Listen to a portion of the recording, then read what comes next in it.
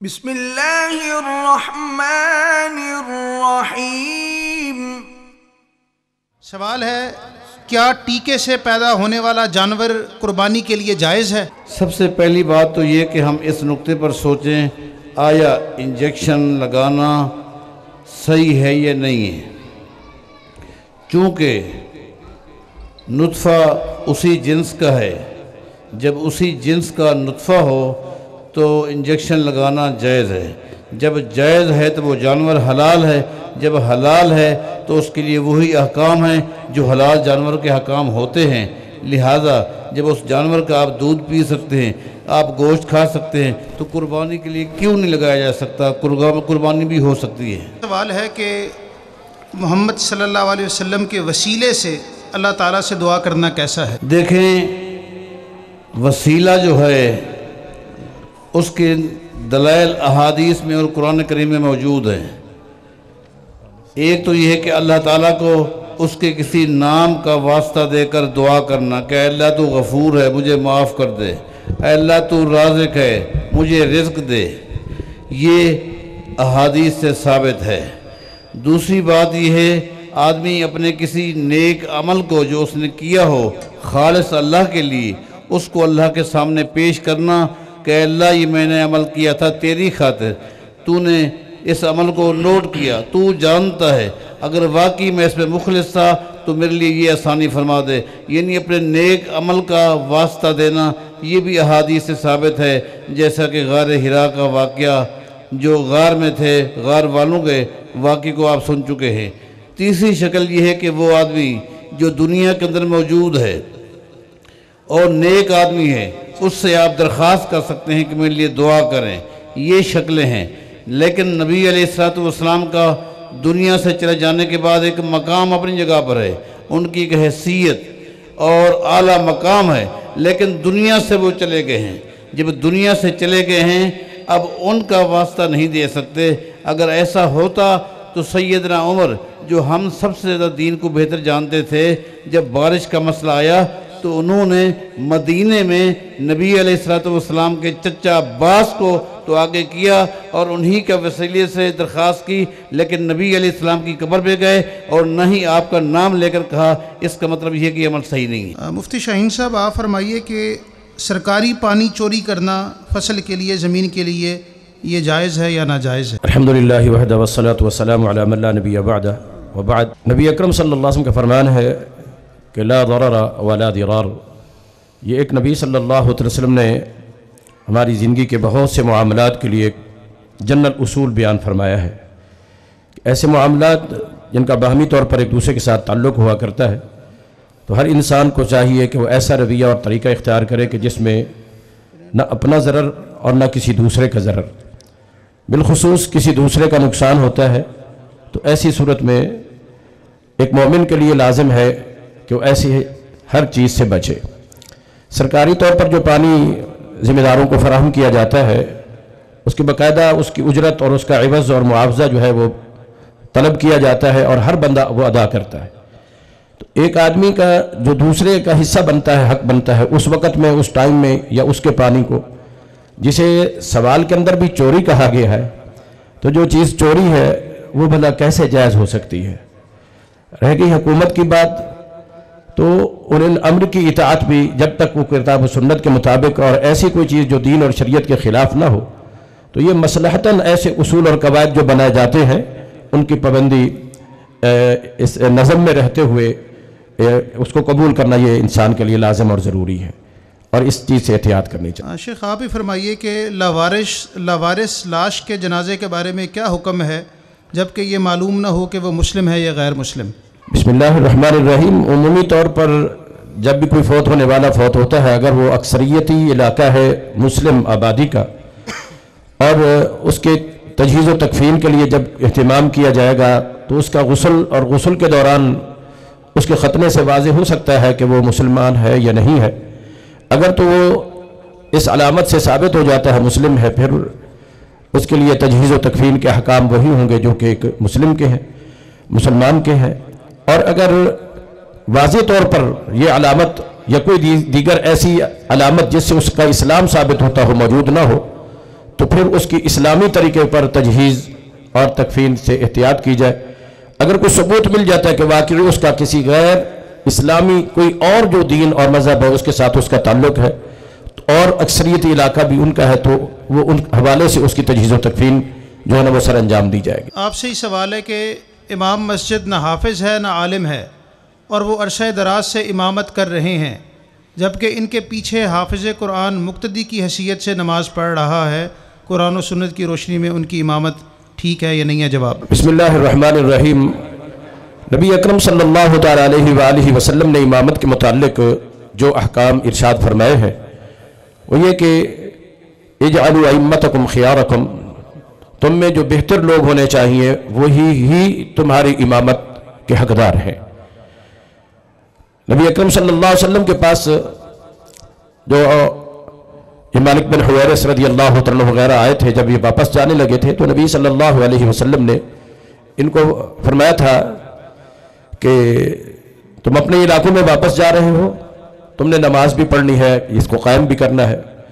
تو ایک آدمی کے متعلق فرمایا کہ تم میں سے ایک آدمی جو ہے وہ اذان کہے گا وَلْيُؤَذِّنْ أَحَدُكُمْ، اور اس کے ساتھ ہی آپ نے فرمایا کہ جو تم میں سے اقرا ہے، قرآن کو پڑھنے والا ہے، قرآن کی قرات زیادہ جاننے والا ہے، وہ جو ہے وہ اس کی امامت کا حقدار ہے۔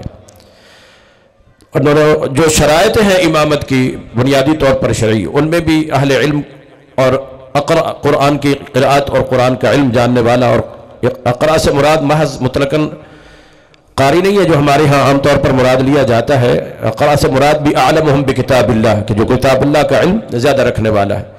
جو سوال کے اندر صورت بیان کی گئی ہے تو اس میں اگر ایک آدمی کو مستقل طور پر امامت کے لیے متعین کیا جاتا ہے اور وقتاً فوقتاً کچھ ایسے لوگ آتے ہیں کہ جو اس کی نسبت زیادہ علم والے ہو سکتے ہیں اور اس سے زیادہ قرآن کے قاری اور عالم ہو سکتے ہیں، تو چونکہ اس کو ایک مستقل امام کی حیثیت حاصل ہے اور اس کو منتخب کیا گیا ہے، اس ذمہ داری کو ادا کرنے کے لیے اس منصب پر مقرر کیا گیا ہے، تو ایسی صورت میں بہتر تو یہ ہے کہ جب انتخاب کیا جا رہا ہے، منتخب کیا جا رہا ہے امامت کے لیے، یہ مقرر کیا جا رہا ہے، تو اس وقت ان چیزوں کو مد نظر رکھ لیا جائے۔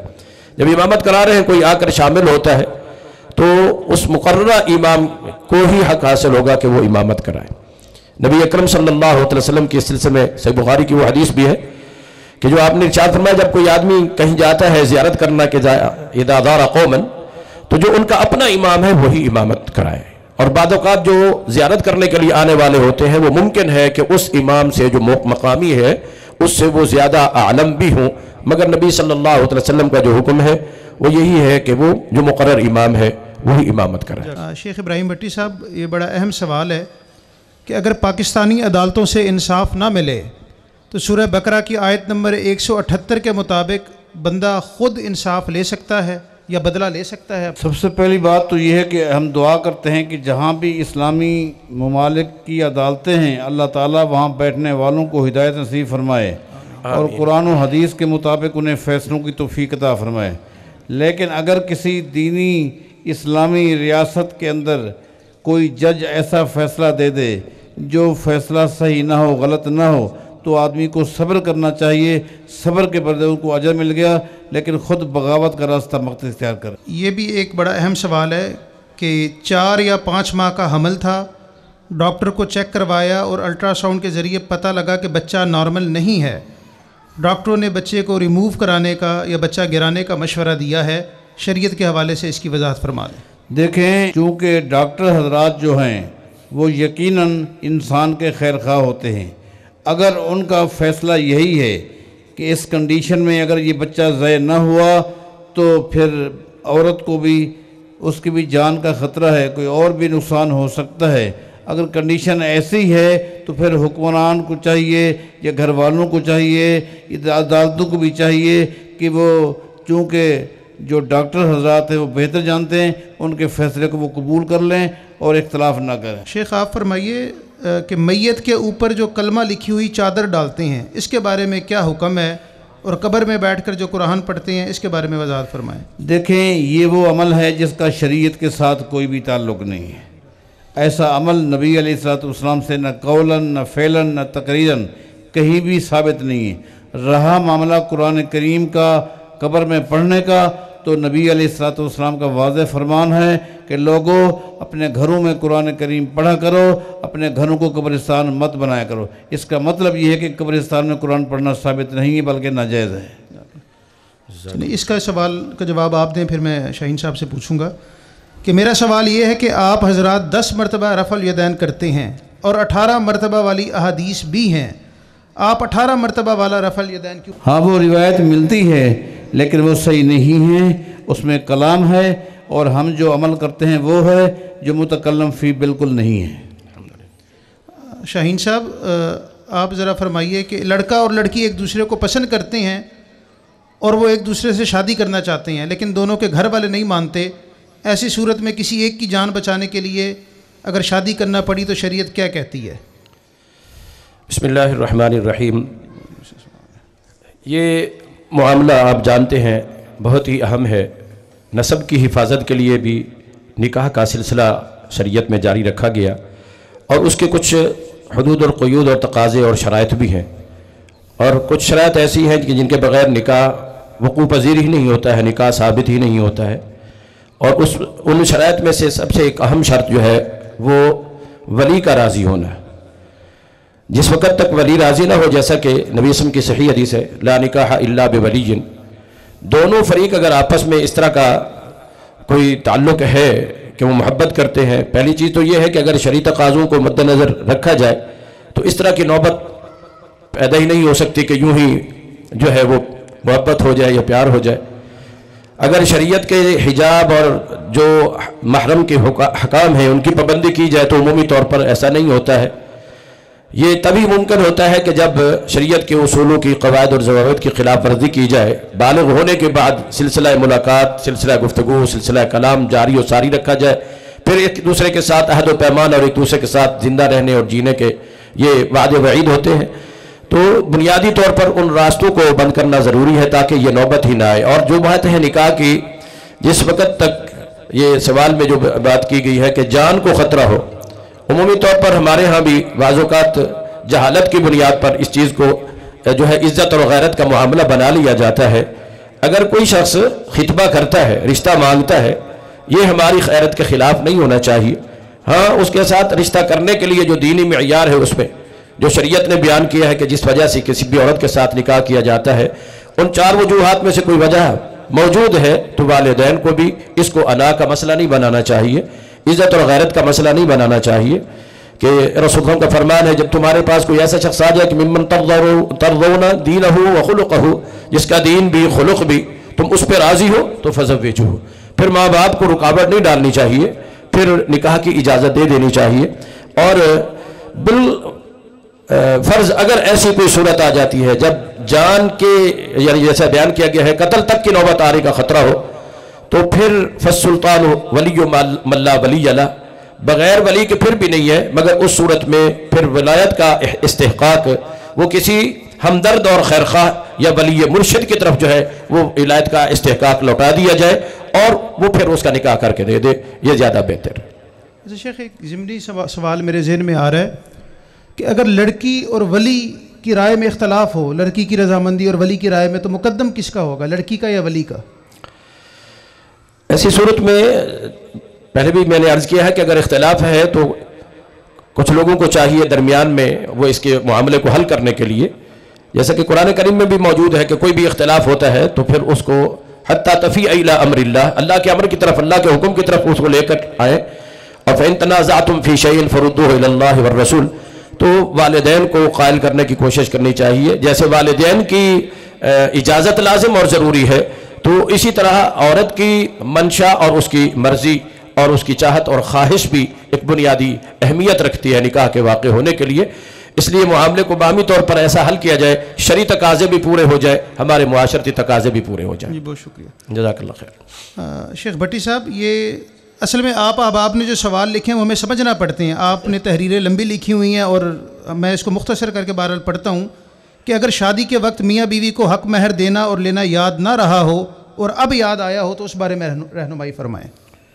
جی ہاں، حدیث میں آتا ہے کہ ایک عورت کا نکاح ہو گیا اور حق مہر یاد نہ رہی دونوں کو، اور رخصتی بھی نہ ہوئی کہ وہ لڑکا فوت ہو گیا۔ نبی علیہ الصلوۃ والسلام کے سامنے جب معاملہ پیش آیا تو نبی علیہ الصلوۃ والسلام نے فرمایا جو لڑکی ہے اس کے خاندان کی لڑکیاں جو پہلے جن کی شادیاں ہو چکی ہیں جس طرح کا ان کا حق مہر ہے اتنا ہی اس کو حق مہر دیا جائے گا۔ میرے خیال سوال کچھ یہ تھا کہ شادی ہوئی ہے لیکن شادی کے موقع پر حق مہر لینا دینا تو لکھا تھا وہ یاد نہیں رہا، لیکن بعد میں خیال آیا کہ ہاں تو جو اس لڑکی کے خاندان میں اس سے پہلے جن کے رشتے ہو چکے ہیں جن لڑکیوں کے جو ان کا حق مہر ہے اتنا ہی اس کو حق مہر دیا جائے گا۔ اچھا اگلا سوال ہے کہ کیا تخلیق کائنات کا سبب نبی پاک صلی اللہ علیہ وسلم کی ذات ہے؟ جو روایت ہے جس کو بیان کیا جاتا ہے اس کی وضاحت فرما دیں۔ یہ روایت جو ہے کہ اللہ تعالیٰ نے پوری کائنات کو آپ کی خاطر پیدا کیا، یہ ضعیف ہی نہیں ہے بلکہ موضوع ہے، من گھڑت ہے۔ اسی طرح کا سوال ہے کہ قرآن و حدیث کی روشنی میں میزان تو بروز قیامت قائم ہوگا اور نیک اور برے اعمال کا وزن کیا جائے گا، تو قبر میں جو عذاب ہوتا ہے یا رحمت نازل ہوتی ہے اس کا کیا پھر مسئلہ ہے؟ یہ قبر کی جو زندگی ہے یہ آخرت کا پہلا مرحلہ ہے، یہ آخرت کا پہلا مرحلہ ہے اور یہیں سے معاملہ شروع ہو جاتا ہے، اور قیامت کے دن کے مقابلے میں یہ عذاب بھی مختصر ہے اور سکون بھی مختصر ہے، اور جو خطرناک مرحلہ ہے وہ قیامت کے دن کا جہاں انسان کا پاؤں ہلے گا بھی نہیں، زندگی کے سوالات بھی ہوں گے، اس کے بعد پھر ہمیشہ کے لیے جنت ہے، یہ جہنم ہے۔ شیخ صاحب آپ سے ہی سوال ہے، کیا دیوبندی، بریلوی اور رافضی کو فرقہ کہا جا سکتا ہے؟ اگر ہاں تو دلیل سے وضاحت فرمائیں۔ دیکھیں جی، فرقہ، پہلی بات یہ ہے کہ فرقہ کس کو کہتے ہیں؟ جی پہلی بات یہ ہے کہ فرقہ کس کو بولتے ہیں؟ جو اپنی اصل سے ہٹ جائے وہ فرقہ ہے۔ اس وقت اللہ کی توفیق اور رحمت سے زمین کی پشت پر اگر کوئی جماعت اپنی اصل پر قائم ہے تو وہ جماعت اہل حدیث ہے۔ لہٰذا نبی علیہ السلام نے بھی فرمایا کہ میری امت کے جب 73 فرقے ہو جائیں گے ایک جنت میں جائے گا، وہی الجماع، اور وہ فرقہ اس لیے ہوگا کہ گنتی میں آ گیا، لیکن وہی الجماع اس کی حیثیت جماعت کی ہوگی، اس کی حیثیت جماعت کی اس لیے ہوگی کہ وہ اپنی اصل پر قائم ہے۔ باقی جن کا بھی آپ نے نام لیا ہے وہ سب چونکہ اصل سے ہٹ گئے ہیں لہذا وہ فرقے ہیں۔ شیخ سوال ہے کہ اگر کسی نے بہت حرام پیسہ کمایا ہے اور اب توبہ کر لی ہے تو اس حرام پیسے کا کیا کرے، اور کیا اللہ تعالیٰ توبہ کے بعد بھی حساب لے گا؟ اگر کوئی شخص خالص نیت کے ساتھ توبہ کرتا ہے تو پھر قرآن کریم نے کہا لہا ما سلف، جو پہلے اس نے حرام کمائی کر لی ہے اب اس کے لیے حلال ہو گیا ہے، اب اس کا حساب نہیں ہوگا چونکہ اس نے توبہ کر لی ہے۔ شیخ ایک سوال ہے کہ نماز جنازہ کے لیے 4 تکبیریں ہیں، کیا ہر تکبیر پر رفع الیدین کرنا لازم ہے اور سنت ہے؟ دوسری بات کہ جو لوگ جنازے کی تیسری تکبیر میں شامل ہوتے ہیں وہ امام کے ساتھ سلام پھیر دیں یا باقی تکبیریں پوری کریں؟ پہلی بات یہ ہے کہ جو جنازے کی تکبیر ہے نا، ہر تکبیر پر رفع الیدین کرنا یہ موقوفاً بھی اور مرفوعاً بھی ثابت ہے۔ لہٰذا اور ابو داؤد کی ایک حدیث ہے، نبی علیہ السلام رکوع سے پہلے والی جتنی بھی تکبیرات ہیں ان میں رفع الیدین کیا کرتے تھے، لہٰذا یہ تکبیرات قبل رکوع ہے، لہٰذا یہ سنت سے بھی ثابت ہے اور صحابہ کرام سے بھی ثابت ہے۔ اور جو شخص تیسری یا دوسری تکبیر میں شریک ہوتا ہے تو حدیث کے مطابق جس میں بھی وہ شامل ہوا وہ اس کی نماز کا ابتدائی حصہ ہے، امام جب سلام پھیرے گا باقی تکبیرات اس نے ادا کرنی ہے۔ مفتی شاہین صاحب، کیا امام صاحب موبائل سے دیکھ کر تراویح میں قرآن پڑھ سکتا ہے یا حافظ کا انتظام کرنا ضروری ہے؟ بسم اللہ الرحمن الرحیم۔ اس سلسلے میں حضرت ذکوان جو صحیح بخاری کے اندر حضرت عائشہ رضی اللہ عنہ کے غلام تھے، وہ سیدہ عائشہ رضی اللہ تعالی عنہ کو جو ہے کانا یؤمھا من المصحف، وہ اس مصحف سے دیکھ کر جو ہے نا وہ امامت کراتے تھے اور اس میں قرات کرتے تھے۔ یہ عمل ثابت ہے اور صحیح سندوں کے ساتھ ثابت ہے، مگر آج کل جو ہمارے ہاں موبائل کا یہ سلسلہ ہے، اس کی وجہ سے نماز کے اندر جو ہے وہ جب ہم اس کو اٹھاتے ہیں، مسلسل اس کو دیکھتے ہیں، نگاہ سجدے کی جگہ سے بھی ہٹ جاتی ہے، اور توجہ بھی جو ہے وہ مکمل طور پر خشوع خضوع نماز کے اندر وہ برقرار نہیں رہ سکتا۔ اس کو قیام کے اندر دونوں ہاتھ باندھنے ہوتے ہیں، جب ہاتھ اٹھا کر کھڑے ہوئے ہیں تو ایک ہاتھ بندھا ہے، ایک کھلا ہے۔ تو اس انداز کے کچھ ایسے جو شرعی مفاسد ہیں وہ پائے جاتے ہیں۔ بعض علماء نے اگرچہ اس کی اجازت دی ہے، لیکن زیادہ بہتر یہی ہے کہ ایک آدھ بار میں اگر کوئی ایسا امام جس کی کوئی ایسی مجبوری ہو، کوئی دوسرا امام ایسا موجود نہیں ہے، تاکہ نماز کو بھی پرسکون ادا کرنے، خشوع اور خضوع کے ساتھ اور صحیح سنت کے ساتھ اس کو ادا کرنے کے لیے یہ ضروری ہے کہ ان جو مشغولیات ہیں ایسی ان سے اجتناب اور احتراز کیا جائے۔ رہ گئی بات دیکھ کر قرآن پڑھنے کی یا تلاوت کرنے کی نماز، اور بالخصوص نماز تراویح میں، تو اس کا جواز بہرحال موجود ہے۔ شیخ آپ ہی فرمائیں کہ کیا اکیلا آدمی جماعت کی نیت کر سکتا ہے؟ طریقہ کیا ہے؟ نیت کے لیے تو رسول وسلم کی جو یہ بڑی مشہور اور معروف حدیث ہے کہ انما الاعمال بالنیات، وہ تو لازم اور ضروری ہے اس عمل کے لیے، لیکن بعض لوگ یہ سمجھتے ہیں کہ وہ امام بن رہا ہے تو اس کی الگ سے نیت ہے، مقتدی بن رہا ہے تو اس کی الگ سے نیت ہے، اور نماز کی مختلف نمازوں کے لیے مختلف الفاظ کے ساتھ، یہ کہیں بھی کتاب و سنت میں ثابت نہیں ہے۔ حتیٰ کہ جو لوگ ان چیزوں کا اہتمام کرتے ہیں ان کے بھی بعض علماء نے کہا ہے کہ یہ زبان کے ان چیزوں کا اہتمام یہ کوئی سنت سے ثابت نہیں ہے۔ رہ گئی بات یہ کہ جو نماز پڑھانے والا ہے وہ نماز پڑھاتے ہوئے اللہ تعالیٰ کی رضا کے لیے، اللہ کو راضی کرنے کے لیے نماز کا جو ہے یہ ذمہ داری ادا کرتا ہے۔ اگلا حصہ کیا ہے سوال کا؟ اکیلے جماعت کے لیے جو ہے سنن ابی داؤد کی ایک حدیث ہے کہ رسول اللہ صلی اللہ علیہ وسلم نے فرمایا کہ اللہ تبارک و تعالیٰ اس آدمی سے خوش ہوتا ہے جو پہاڑ کے اوپر اکیلا بکریاں چرا رہا ہو، اور نماز کا وقت ہو جاتا ہے، وہ اذان کہتا ہے اور اقامت کہتا ہے، اور پھر نماز یعنی جماعت کا اہتمام کرتا ہے۔ تو جو باقی تقاضے ہیں جماعت کے وہ بھی پورے کرے گا، اکیلے بھی جو ہے وہ جماعت ہو سکتی ہے۔ بالخصوص رات کے قیام کی نبی صلی اللہ علیہ وسلم بھی جماعت کے اندر قرات اونچی ہوتی ہے، بلند آواز سے ہوتی ہے، تکبیرات بھی اونچی ہوتی ہیں۔ رسول صلی اللہ علیہ وسلم اکیلے بھی جو ہے رات کا یہ قیام جو کیا کرتے تھے، اس کے اندر نبی صلی اللہ علیہ وسلم کی کیفیت جو ہوتی تھی وہ جماعت کی کیفیت جہرن قرات کی ہوتی تھی۔ تو اس لیے جب اکیلا بھی ہے، کوئی دوسرا بندہ ساتھ نہیں ہے، مجبوری ایسی ہے، تو پھر اکیلا بھی وہ نماز اکیلے جماعت کے ارادے سے پڑھ سکتا ہے۔ شیخ بھٹی صاحب سوال ہے، اگر باپ اپنی زندگی میں ہی اپنی جائیداد فروخت کر دیتا ہے تو کیا بیٹا اور بیٹی کا حصہ برابر ہوگا؟ اگر کوئی شخص اپنی زندگی میں اپنی جائیداد میں سے کچھ حصہ اپنی اولاد میں تقسیم کرتا ہے تو اس کو وراثت نہیں کہتے، اس کو ہبہ کہتے ہیں۔ وہ ہبہ ہے۔ ہبہ کے اور وراثت کے قوانین میں فرق ہے۔ ہبہ کے اندر اعدلوا بین اولادکم، بچوں کو اور بچیوں کو برابر دینا ہوگا۔ مرنے کے بعد جو اس کا جائیداد کا حصہ رہ جائے گا وہ وراثت ہوگی، اس میں بیٹوں کو ڈبل ملتا ہے بیٹیوں کے مقابلے میں۔ اسی طرح آپ سے سوال ہے، کیا کسی چیز کا ریٹ طے کیے بغیر بیچنا جائز ہے کہ جس دن پیسے دو گے اس دن کا ریٹ لوں گا، چاہے وہ کم ہو یا زیادہ ہو، قرآن و سنت کی روشنی؟ یہ مجہول بیع ہے، اور مجہول بیع شریعت میں منع ہے، یہ ناجائز ہے۔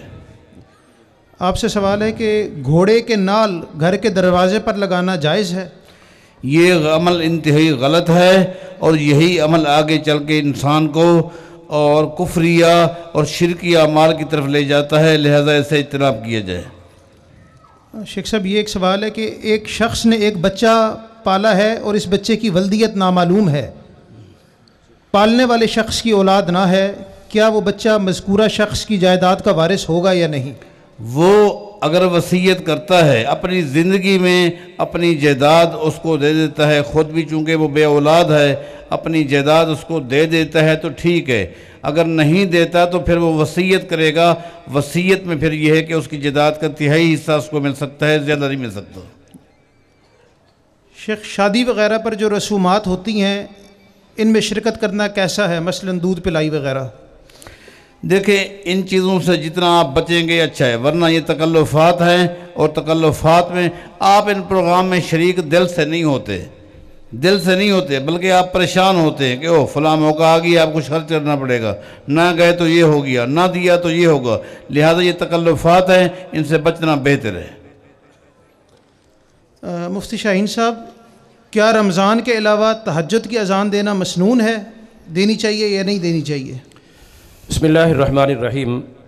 عمومی طور پر نبی اکرم صلی اللہ علیہ وسلم کے دور میں سحری سے قبل ایک اذان کا ذکر ملتا ہے، جیسا کہ نبی صلی اللہ علیہ وسلم نے ارشاد فرمایا تھا کہ لا یمنعن احدکم اذان بلال، کہ بلال جو اذان دیتے ہیں تمہیں یہ اذان نہ روکے، جب یہ اذان آتی ہے اس سے تم نے کھانا پینا نہیں چھوڑنا ہے، تم نے کھاتے پیتے رہنا ہے، حتیٰ یؤذن لکم ابن ام مکتوم، جب تک کہ ابن ام مکتوم اذان نہیں دیتے۔ تو یہ جو اذان ہوتی تھی نبی صلی اللہ علیہ وسلم کے زمانے میں، اس کی بھی نبی صلی اللہ علیہ وسلم نے دو وجہیں بیان فرمائی ہیں۔ ایک تو یہ کہ یہ لینبہ نائمکم، کہ جو لوگ سوئے ہوئے ہیں وہ بیدار ہو جائیں اور جاگ کر بیدار ہو کر وقت پر سحری کر لیں، ولیرجع قائمکم، کہ جو لوگ قیام کے لیے مساجد وغیرہ میں گئے ہوئے ہیں تو وہ واپس لوٹ آئیں۔ یہ اذان جسے عمومی طور پر ہم تہجد کی اذان ہمارے ماحول اور معاشرے میں کہا جاتا ہے، اور بنیاد اور دلیل اس سے لی جاتی ہے، وہ تہجد کے لیے نہیں ہوتی تھی، تہجد کو چھوڑ کر واپس جو ہے اپنے روزے کی سحری وغیرہ کے لیے جو ہے نا نبی صلی اللہ علیہ وسلم نے اس کی حکمت اور مصلحت بیان فرمائی ہے۔ عام دنوں کے اندر کچھ علماء نے اس کے جواز کا فتویٰ دیا ہے، وہ کہ تہجد کے لیے، تہجد کا جو اہتمام ہے نماز کا عمومی طور پر، جیسا کہ عام نوافل ہیں سوائے رمضان کے، باقی جیسے باقاعدہ جماعت کے ساتھ اجتماعی طور پر جو ہے وہ ہوتا ہے اہتمام، وہ ایسا نبی صلی اللہ علیہ وسلم سے ثابت نہیں ہے۔ تو بعض علماء نے اس کی اجازت دی ہے جو سال کے بقیہ دنوں کے اندر بھی جو ہے اس کو دیا جا سکتا ہے۔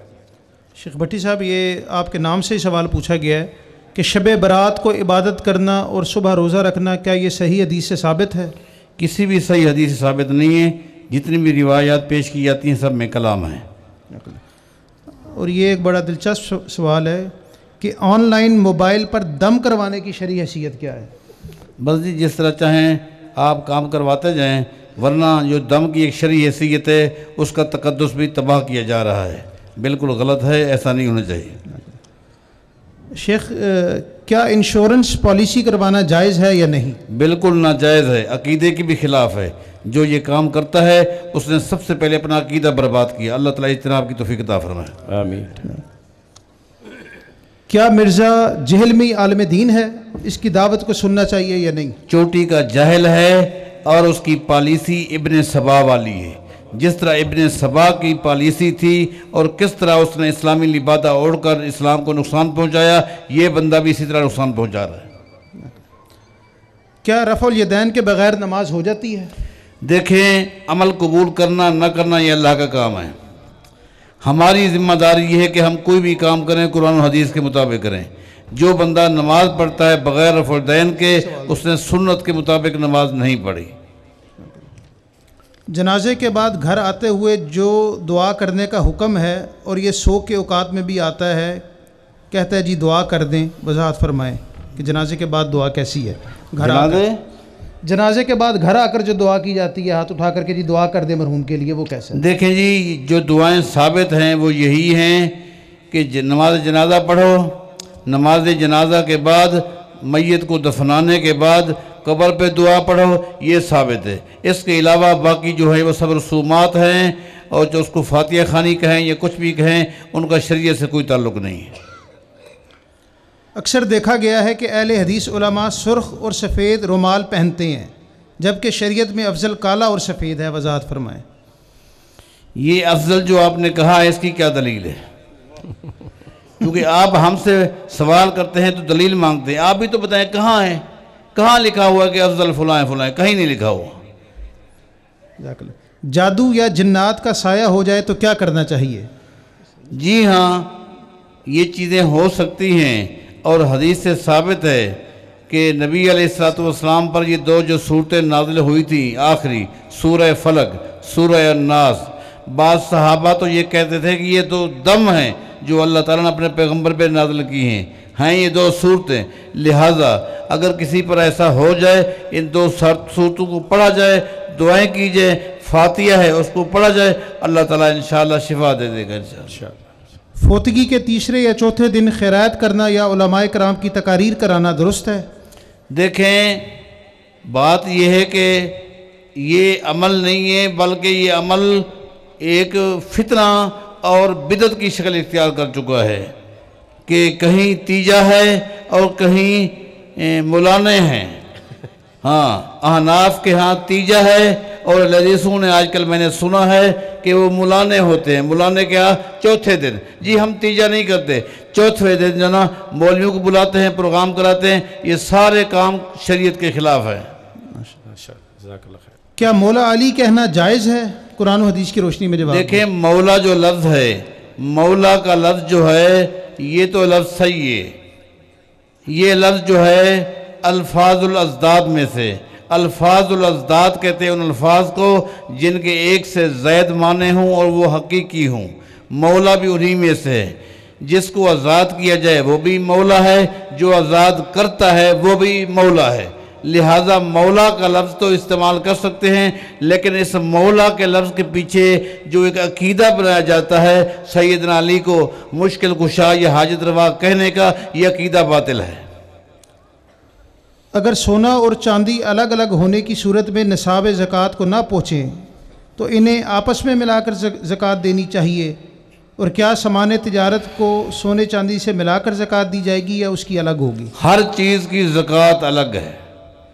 جانوروں کی، اونٹوں کو گائے بھینس کے ساتھ نہیں ملا سکتے، گائے بھینسوں کو بھیڑ بکریوں کو ساتھ نہیں ملا سکتے، چاندی کو سونے کے ساتھ، سونے کو چاندی کے ساتھ، نقد کرنسی کے ساتھ نہیں ملا سکتے۔ ہر چیز کے الگ قانون ہیں، اور جو چیز نصاب کو پہنچے اس کی زکوٰۃ ہے، جو نہ پہنچے اس کی زکوٰۃ نہیں ہے۔ تقلید کی شرعی حیثیت کیا ہے؟ یہ بہتر ہوگا کہ شیخ صاحب ہی، ایک چونکہ محقق بھی ہیں، مناظر بھی ہیں، اور ان کے ساتھ گفتگو ہوتی رہتی ہے، تقلید کے لفظ کی وضاحت صحیح معنی وہ کر پائیں گے۔ اچھا چلیں آپ یہ دیں، پھر آگے شیخ صاحب سے کر لیتے ہیں، سوالات بہت ہیں، آپ اس کا جواب دیں پھر شیخ صاحب سے کر لیتے ہیں۔ قلدہ یقلد تقلیداً، یہ باب تفعیل میں سے ہے، یعنی اندھا دھند، دیکھے بغیر، سوچے بغیر، سمجھے بغیر اگر کسی کے پیچھے چل پڑے جیسا کہ انہوں نے خود لکھا ہے، یہ تقلید ہے۔ اگر دیکھتا ہے، آنکھیں کھولتا ہے، سوچتا ہے، تو پھر تحقیق ہے، سوچتا نہیں ہے اور کسی کے پیچھے چل پڑتا ہے۔ اس کو ہمارے ہاں تقلید کا معنی آپ یوں کہیں بھیڑ چال۔ پہلی بھیڑ جڑی کھوچ ویسی پچھلے یہ کیا اتھائی میں سر، کیونکہ انہیں کو پتہ ہے ساری بھیڑ جتا ویندی پہ کچھ جگہ ہی ہو سی، یہ ہے تقلید بس۔ مفتی شاہین صاحب، قسطوں پر سامان کی خرید و فروخت کیسی ہے؟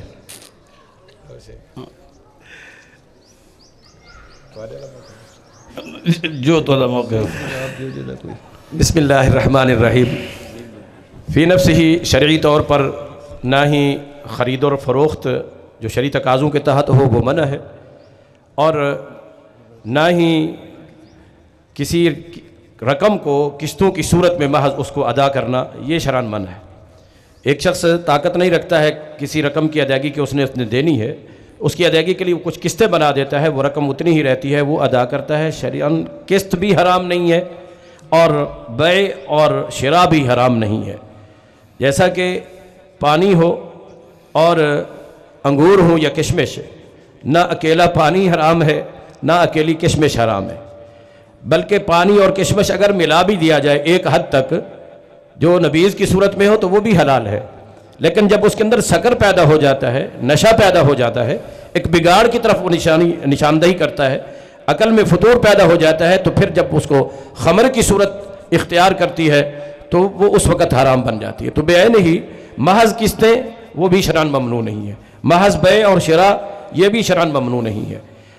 کسی چیز کو نقد بیچنا یہ بھی شرعاً جائز ہے، کسی چیز کو ادھار میں بیچنا یہ بھی شرعاً جائز ہے، مگر ادھار کی بنا پر، قرض کی بنا پر، دین کی بنا پر جب اس ٹائم اور وقت اور پیریڈ کی وجہ سے اصل زر سے، اصل قیمت سے زائد قیمت یا اصل زر سے زائد زر جو ہے وہ حاصل کیا جائے گا کہ کل قرض جر منفعۃ فہو ربا، وہ ربا کی صورت میں چلی جائے گی۔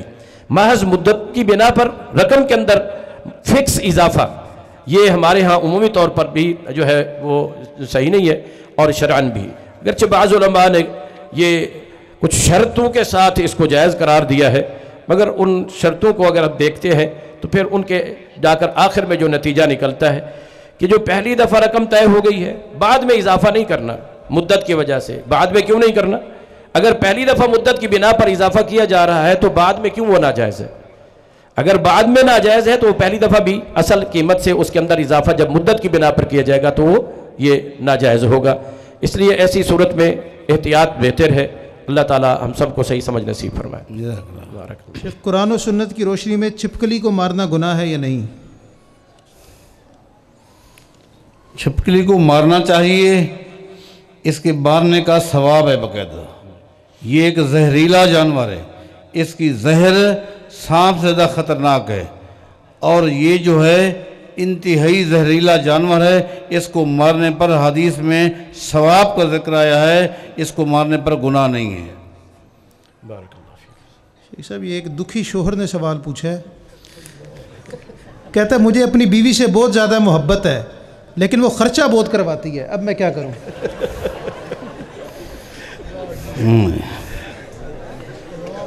نوکری اور نخرے، جب آپ کو محبت ہے تو پھر یہ چیزیں کریں۔ نبی علیہ السلام کے پاس ایک صحابی آئے تھے، آ کر عرض کرنے لگے کہ مجھے نا اپنی بیوی سے بہت محبت ہے لیکن یہ اس کے اندر خامیاں ہیں، تو میں کیا کروں؟ اب ہمیں طلاق دے دے۔ اس نے کہا مجھے محبت زیادہ ہے، پھر برداشت کر بس۔ شیخ، جادو یا جنات کا سایہ ہو جائے تو کیا کرنا چاہیے؟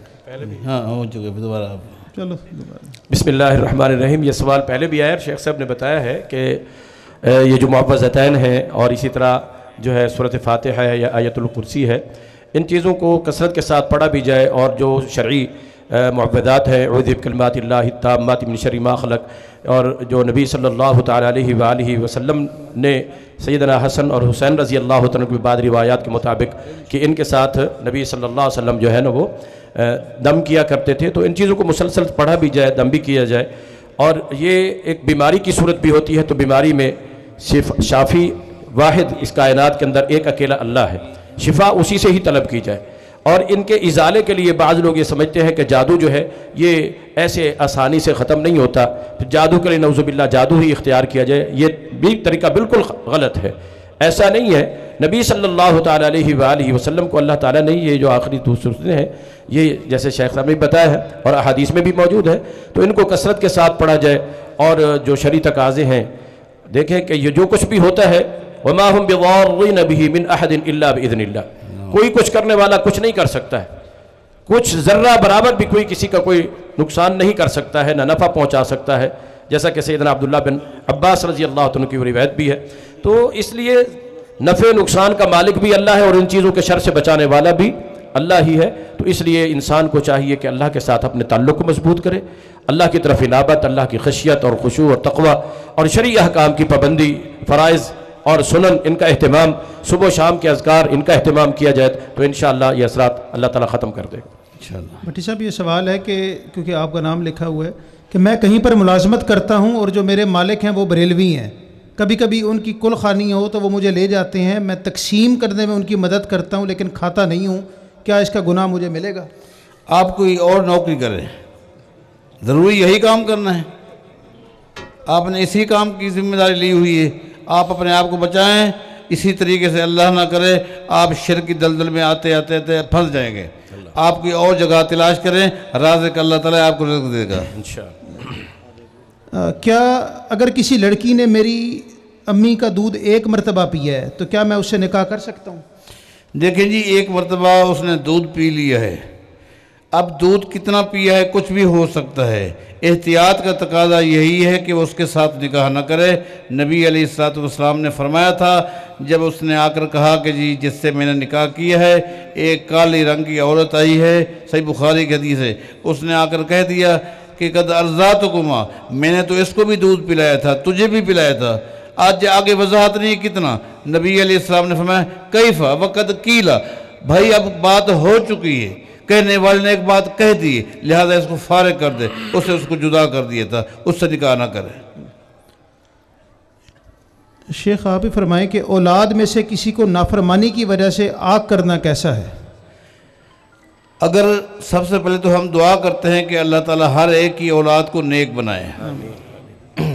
اگر کوئی اولاد نافرمان ہے تو نافرمانی کی سزا اس کو قیامت کے دن ملے گی، لیکن اس کی نافرمانی کی وجہ سے آپ بھی شریعت کی خلاف ورزی نہ کریں.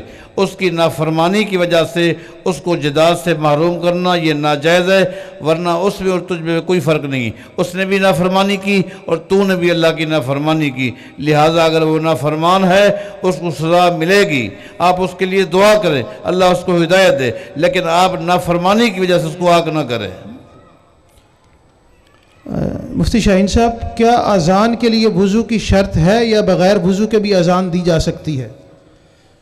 بسم اللہ الرحمن الرحیم. شرعی طور پر میرے علم میں کوئی ایسی واضح شرعی نص یا دلیل موجود نہیں ہے کہ مؤذن کے لیے یعنی باوضو ہونا ضروری ہو، اور اہل علم کے جو مختلف فتاوی جات ہیں ان کے اندر بھی یہ بات ملتی ہے کہ غیر وضو کے اذان دی جا سکتی ہے. اس میں بعض سلف کے اقوال بھی موجود ہیں. تو جنابت نہیں ہو، محض بے وضو ہے انسان تو وہ اذان دے سکتا ہے. اگر بچہ مردہ پیدا ہوا ہے تو کیا اس کا نماز جنازہ ہوگا؟ بسم اللہ الرحمن الرحیم. جو مردہ بچہ پیدا ہوا ہے، ایک تو اس بات کو شرعی طور پر دیکھا جائے گا کہ وہ کتنے عرصے ماں کے پیٹ کے اندر رہا ہے. جب اس کو شرعی حیثیت جنین والی حاصل ہو جائے کہ جب ماں کے پیٹ کے اندر رہتے ہوئے اس کے اندر روح جو ہے وہ ڈال دیا گیا تھا اور اس کی حرکات اور سکنات جاری تھی، تو وہ اپنی پیدائش کے وقت سے پہلے اگر اس طرح السقط یصلی علیہ کہ اس کی نماز جنازہ ہوگی. اور اگر ایسی کیفیت ہے کہ جو ابھی جو تخلیقی مراحل ہیں وہ پائے تکمیل تک ہی نہیں پہنچے تھے اور روح تک بھی اس کے اندر پیدا نہیں ہوئی تھی، تو ایسی صورت میں جو ہے نا یعنی بہت قلیل عرصے میں، تھوڑے عرصے میں، تھوڑے دنوں کا تھا اور کوئی ابھی جسامت بھی نہیں تھی، اعضاء بھی نہیں تھے، روح بھی اس میں نہیں تھا، تو ایسی صورت میں پھر جنازہ نہیں ہو. ایک بات یہاں پر عام طور پر ہمارے ہاں یہ بات مشہور ہے، اگر بچہ پیدا ہوتا ہے اور اس سلسلے میں ایک روایت بھی پیش کی جاتی ہے کہ ان استحل تو صلی علیہ، اگر وہ چیختا ہے، روتا ہے، بلبلاتا ہے، آواز دیتا ہے، اس کے بعد مر جاتا ہے تو پھر تو نماز جنازہ ہے. وَإِن لَمْ يَسْتَحِلْ، اگر وہ چیختا نہیں ہے، چلاتا نہیں ہے پیدائش کے بعد تو پھر اس کا جنازہ نہیں ہے. یہ روایت شرعاً صحیح نہیں ہے. اس کے مقابلے میں جو السقط یصلی علیہ والی روایت ہے وہ صحیح ہے. سو کی ایک بات ہے کہ جنازہ ہوتا ہی مردے کا ہے. ایک بچہ ہے وہ ماں کے پیٹ میں اس کی روح فرشتے نے قبض کر لی، ایک ہے کہ باہر آیا اس کی روح قبض ہو گئی، وہ بھی مردہ، جنازہ ہوتا ہی مردے کا ہے. بارک اللہ فیکم. بارک. شیخ بھٹی صاحب، ڈاکٹر اگر 2 بچوں کے بعد عورت کو بچے لیٹ کرنے کے لیے کہیں بیماری کی وجہ سے، تو کیا یہ جائز ہے؟ دیکھیں، اگر ڈاکٹر اس لیے کہتا ہے کہ دیکھ تو کمزور ہو جائے گی، تجھے تھوڑا وقفہ کرنا چاہیے، تو غلط بات ہے. یہ خام خواہ کی باتیں ہیں. آپ نا اللہ کے فیصلوں پہ راضی رہیں، آپ اپنے سلسلے کو جاری رکھیں. لیکن اگر ڈاکٹر یہ کہے اگر تو نے وقفہ نہ کیا تو پھر تیری ہی جان کا خطرہ ہے، اگر اس طرح کا وہ فیصلہ دیتے ہیں تو پھر چونکہ وہ صاحب معاملہ لوگ ہیں، طب کے ماہر لوگ ہیں، ان کی بات پر غور کیا جائے. دوران رکوع اگر جس رکعت میں شامل ہوا جائے نماز کی، کیا وہ رکعت شمار ہوگی؟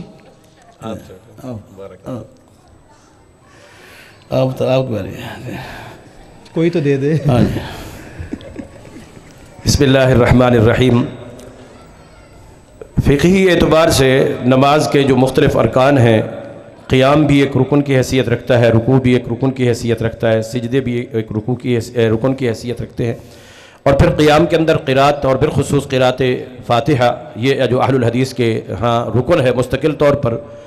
جو شخص براہ راست رکوع میں آ کر ملتا ہے تو اس کے یعنی ایک قیام رہ جاتا ہے، یہ ایک رکن کی حیثیت ہے اس کی، اور سورۃ فاتحہ بھی اس کی رہ جاتی ہے، قرات بھی رہ جاتی ہے. تو اس لحاظ سے جو عمومی طور پر ہمارے اہل الحدیث سلف علماء ہیں ان کا عمومی فتویٰ یہی ہے کہ بھی ایسی صورت میں نماز نہیں ہوتی.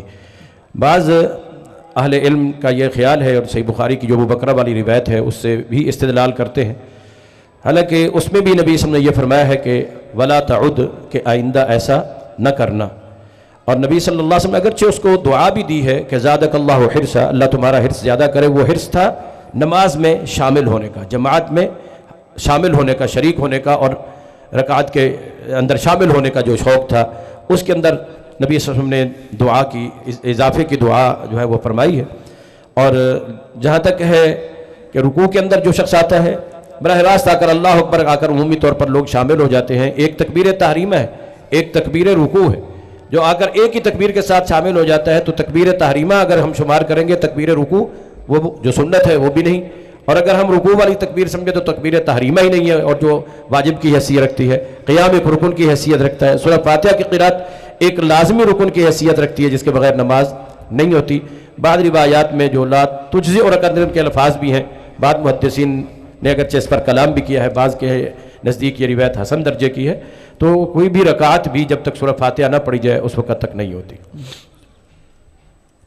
عورت کے بال جو کنگھی کے ذریعے آتے ہیں، اس کو کیا کرنا چاہیے؟ جلا دے یا کوڑا کرکٹ میں پھینک دے؟ آج کل ایسے بال مہنگے بکتے بھی ہیں۔ انسان کے جسم کا کوئی بھی ایسا حصہ جب انسان زندہ ہے وہ انسان سے کے جسم سے الگ ہو جاتا ہے یا کاٹ دیا جاتا ہے کسی ضرورت کے تحت یا حادثاتی طور پر جو ہے وہ کٹ جاتا ہے، ایسا میت کا یعنی انسان کا زندہ جز جب وہ انسان کے جسم سے الگ ہو جاتا ہے تو اس کی حیثیت میت والی ہے، اس کے شرعی دلائل بھی موجود ہیں۔ تو جب بال مرد کے یا عورت کے جسم کے ساتھ ملحق ہیں تو اس وقت تو انسانی جسم کی حیثیت سے ان کو ایک جز کی حیثیت حاصل ہے۔ جب انسان کے جسم سے کٹ کر الگ ہو جاتے ہیں تو اس کی حیثیت وہی ہوتی ہے ما قطع من الحی فہو میت، کہ جو کسی زندہ چیز کے جسم سے کوئی چیز کٹ کر جب الگ ہو جاتی ہے اس کی حیثیت میت کی ہے۔ مثال کے طور پر ڈاکٹر جب کسی ضرورت کے تحت ٹانگ کاٹ دیتے ہیں یا ایکسیڈنٹ ایسا ہوتا ہے کہ جس کے نتیجے میں ٹانگ دوبارہ جڑ نہیں سکتی اور پاؤں وغیرہ اس انداز کی کوئی بھی چیز ہے تو اس کے لیے وہی حیثیت ہے جو مردہ کی ہے، اس کو اسی طرح دفن کیا جائے گا جس طرح کے مردہ کو دفن کیا جاتا ہے۔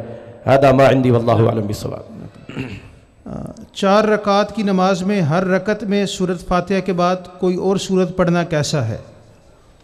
4 رکعت کی نماز ہے، سورۃ فاتحہ کے بعد ہر رکعت میں کوئی نہ کوئی سورت پڑھنا۔ ابھی بھی بات ہوئی تھی کہ سورۃ فاتحہ کے بغیر تو نماز نہیں ہوتی ہے، اور صحیح مسلم کی ایک روایت ہے، سنن ابو داؤد وغیرہ میں بھی فصاعدا کے الفاظ بھی آئے ہیں کہ وما زاد کے الفاظ بھی آئے۔ عام طور پر ہمیں جو ہے نا بعض جو غیر اہل حدیث لوگ ہیں وہ الزامی طور پر یہ ما زادہ اور فصاعدا والی حدیثیں پیش کرتے ہیں ہمارے خلاف، تم کو صرف سورہ فاتحہ لازمی ہے، جبکہ حدیث میں ہے کہ فاتحہ سے علاوہ بھی کچھ اور پڑھنا جو ہے نا وہ لازم اور ضروری ہے۔ اور امام احمد بن حنبل رحمۃ اللہ علیہ نے جو ہے وہ کہا ہے نا کہ ھذا لمن یصلی وحدہ، وہ اسی روایت کے متعلق ہے جو فصاعدا والی یا وما زادہ والی ہے کہ انسان اگر منفرد ہے، اکیلا نماز پڑھنے والا ہے یا امام ہے تو فاتحہ اور فاتحہ کے علاوہ بھی کچھ اس نے پڑھنا ہے، اور جب امام کے پیچھے ہے تو اس وقت جو واضح نصوص ہے نبی صلی اللہ علیہ وسلم کی صحیح کہ لا تقرؤوا شیئا من القرآن اذا جہرت الا بام القرآن، کہ اس وقت تو صرف سورۃ فاتحہ ہی پڑھنی ہے۔ سنن ابن ماجہ میں سیدنا جابر بن عبداللہ رضی اللہ عنہ کی ایک روایت آتی ہے اور وہ نماز کے پیچھے کی ہے کہ کنا نصلی فی صلاۃ الظہر والعصر فی الرکعتین الاولیین الفاتحہ والسورہ، کہ ہم ظہر اور عصر کی پہلی 2 رکعتوں میں سورۃ فاتحہ بھی پڑھتے تھے اور ان کے ساتھ کچھ سورت بھی پڑھتے، یہ ظہر اور عصر میں جو سری نمازیں ہیں، اور آخری 2 رکعتوں میں صرف وہ فرماتے ہیں کہ ہم فاتحہ پڑھتے تھے۔ یہ صحابہ کا عمل ہے، تو اس لیے اگر امام ہے تو فاتحہ کے ساتھ کچھ نہ کچھ پہلی 2 رکعتوں کے اندر پڑھنا اس کے لیے لازم اور ضروری ہے۔ اگر انسان اکیلا ہے تو بھی اس کے لیے لازم ہے۔ تیسری رکعت ہے مغرب میں جیسے، اور یا 4 رکعتوں والی نماز ہے تو آخری 2 میں سورہ فاتحہ کا بہرحال قرات ضروری ہے، اور اس کے علاوہ جو ہے وہ ضروری نہیں ہے۔ شیخ بھٹی صاحب سوال ہے، غریب بندہ عقیقہ نہیں کر سکتا، کیا اس کی کوئی اور گنجائش ہے یا نہیں؟ جی ہاں، جب وہ شخص غریب ہے، اس کے اندر عقیقے کرنے کی ہمت نہیں ہے تو ٹھیک ہے، عقیقہ اس پر لازم تو نہیں تھا، اگر ہمت ہوتی وہ کر لیتا تو اچھا ہوتا، اگر ہمت نہیں ہے اس نے نہیں کیا تو کوئی بات نہیں ہے، اللہ تعالیٰ اس کو اس کے انشاءاللہ نیت پر اجر دیتا رہے گا انشاءاللہ۔ ہاں، جب بھی اللہ تعالیٰ اس کو توفیق دے زندگی میں تو اپنے بچے کی طرف سے کوئی نہ کوئی صدقہ کر دیں. وہ اگرچہ عقیقہ نہیں ہے لیکن عقیقے کے حکم میں ہے، کیونکہ نبی علیہ السلام کا فرمان ہے جب بچہ پیدا ہوتا ہے تو وہ گروی ہوتا ہے، ایک بندھن ہوتی ہے، مصیبت میں، مسائل میں، بیماریوں کی زد میں رہتا ہے.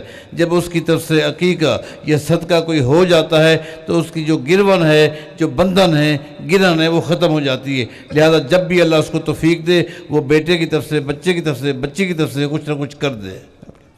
اکثر مساجد میں روضہ رسول کی تصاویر لگی ہوتی ہیں، کیا وہاں پر نماز ادا کرنا درست عمل ہے یا پرہیز کیا جائے؟